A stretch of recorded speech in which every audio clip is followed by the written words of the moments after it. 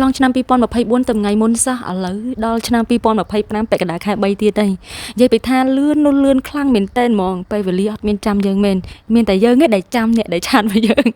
ចាំក្រាស់របស់យើងទេបងប្អូនអញ្ចឹងថ្ងៃនេះដែរបើកក្បាលវីដេអូគឺមកណែនាំតែម្ដងអញ្ចឹងបើចាំទេបើសិនគេអត់ឆាតមកក្រាស់របស់យើងអត់ឆាតមកឆាតទៅគេទៅបងប្អូនហ្នឹងហើយបងប្អូននិយាយលេងអញ្ចឹងចូលដល់ខែ3ហើយបងប្អូនហើយចូលដល់ខែ3ភ្លាមគឺ smell អស់ខែ4ហ្មងមានគេមានអារម្មណ៍ដូចខ្ញុំអត់និយាយពីថាខ្ញុំ smelling អស់ខែ4ហ្មងណាគឺតន្ទឹងរង់ចាំនិយាយពីថាបើនិយាយពីខែដែលខ្ញុំស្រឡាញ់ជាងគេគឺខ្ញុំស្រឡាញ់ខែ4ទេបងប្អូននិយាយ happy តាំងដើមខែ3ហ្នឹងហើយបងប្អូនហើយបើខែ4វាគឺជាខែពិសេសមែនប៉ុន្តែបើនិយាយពីទេសភាពខ្ញុំឲ្យ3លើក10ទេបងប្អូនព្រោះដោយសារទេសភាពគឺអត់ស្អាតតែម្ដងវាចាប់ដើមក្រៀមក្រោះតែម្ដងទេបងប្អូនប៉ុន្តែអីដែលចាប់អារម្មណ៍គឺដើមស្វាយបងប្អូនអត់មានដូរសម្បុរដូរស្អីរូបរាងអីទេបងប្អូនគឺនៅបៃតងខ្ចីដូចខែវស្សាដូចដដែលគ្រាន់តែថាឥឡូវនេះវាផ្លែបងប្អូនខ្ញុំអត់ដែរចាប់អារម្មណ៍ទេបងប្អូនខ្ញុំនៅរងថ្ងៃអត់ដែរចាប់អារម្មណ៍ថាដើមស្វាយរបស់ខ្ញុំនឹងមានផ្លែស្វាយរហូតទៅដល់ខ្ញុំនឹងបានបេះញ៉ាំកើតទេតែចៃដន្យអីខ្ញុំឡើងទៅបំពេញ 3-4 ថ្ងៃចិត្តមួយអាទិត្យត្រឡប់មកវិញស្វាយរបស់ខ្ញុំមើលទៅធំល្មមតែម្ដងអញ្ចឹងជាកម្រងរបស់ខ្ញុំមិនដល់គ្នាចឹងឯហ្នឹងគឺខ្ញុំដាក់បេសកកម្មតែម្ដងគឺបេះផ្លែស្វាយយកមកធ្វ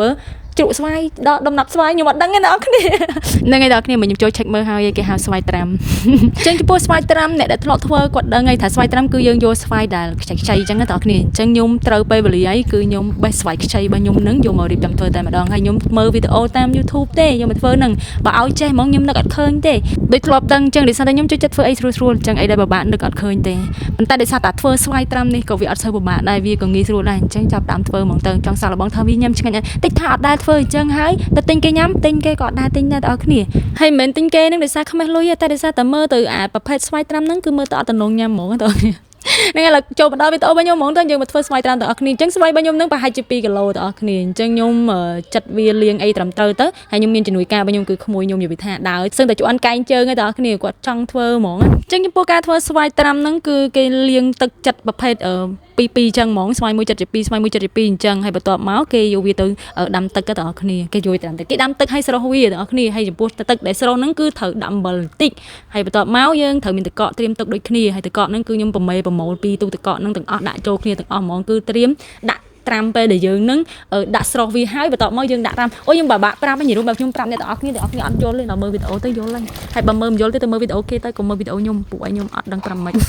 នពួកខ្ញុំមើលវីដេអូគេឲ្យធ្វើតាមដែរហ្នឹងហើយខ្ញុំស្រស់20វិនាទីក្នុងវីដេអូគេប្រាប់ថា20វិនាទីហើយបន្ទាប់មកលើកពីស្រស់ហ្នឹងយកមកដាក់នៅក្នុងទឹកកកដែលយើងបានរៀបចំទុកហើយហ្នឹងដាក់ត្រាំវាឲ្យត្រជាក់គេថាកាន់តែត្រជាក់កាន់តែស្រួយទេបងប្អូនអញ្ចឹងខ្ញុំត្រាំវាចូលប្រហែលជា10នាទីទៅ5-10នាទីទេបងប្អូនហើយកំឡុងពេលត្រាំទឹកកកហ្នឹងនិយាយពីថាទ្រាំអត់បានទេសាកភ្លក់បដាញរុំឈោចឹករហូតដូចមន់អញ្ចឹងបងប្អូនអស់មែនតើណា3 4 5ចំណិតទៅបងប្អូននិយាយពីថាឆ្ងាញ់យកតែម្ដងគ្រាន់តែថាស្រស់ទឹកហើយយកមកត្រាំទឹកកកញ៉ាំមួយអំបិលគឺវាឆ្ងាញ់តែម្ដងទេបងប្អូនឆ្ងាញ់ហ្មងចឹងបន្ទាប់ពីត្រាំវាបានប្រហែលជា15នាទីខ្ញុំក៏ចាក់វាចេញឲ្យស្វាយរបស់ខ្ញុំនឹងគឺតែជាក់ស្រាប់តែម្ដងដល់គ្នាហើយបន្ទាប់មកខ្ញុំដាក់ចម្រោះទឹកវានឹងឲ្យស្ងួតឲ្យស្រក់ទឹកអស់ហើយបន្ទាប់មកខ្ញុំដាក់ស្ករសចូលដូចជាអត់មានអីពិបាកទេបងប្អូនគ្រាន់តែឲ្យវាស្រក់ទឹកហើយដាក់ស្ករសចូលតែម្ដងចឹងចំពោះស្វាយរបស់ខ្ញុំប្រហែលជា7 2គីឡូខ្ញុំដាក់ស្ករសប្រហែលជា7-8ខាំបងប្អូន7 1គីឡូដោយសារក្នុងវីដេអូដែលខ្ញុំបានមើលហ្នឹងគឺគេដាក់ស្ករសច្រើនចឹងខ្ញុំដាក់ច្រើនដូចគេហ្មងទៅដោយសារចំនួនរបស់គេផ្សេងចំនួនរបស់ខ្ញុំផ្សេងចឹងខ្ញុំកំណត់ខ្លួនឯងហ្មងបងប្អូនចឹងការត្រាំស្វាយហ្នឹងគឺត្រូវការប្រើស្ករច្រើនមែនទែនហ្មងបងប្អូន Finally សមិទ្ធផលដែលខ្ញុំបានធ្វើពេញមួយព្រឹកហ្នឹងគឺខ្ញុំទទួលបាន1កាតូនេះឯងបងប្អូនគឺចំណាយពេលពេញមួយព្រឹកតែម្ដងហើយគេបានប្រាប់ថាយើងត្រូវទុកវារយៈពេល1ថ្ងៃទៅ2ថ្ងៃ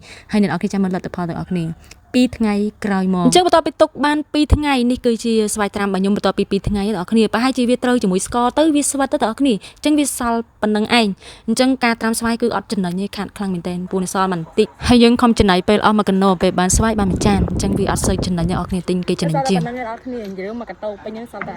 ែអូយវាទឹកសល់តែប៉ុណ្្នឹងឯងអស់មកហ្នឹងហើយនេះអំបិលយើងហូបអត់សូវស្រួយទេមើលទៅ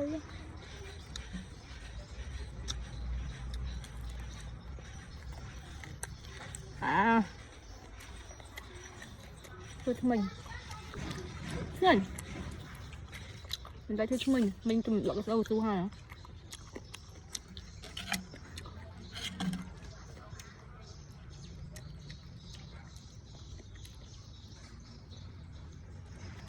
យដាក់ហ្នឹងកាប់អត់ដាក់ហ្នឹងថាឆ្ងាញ់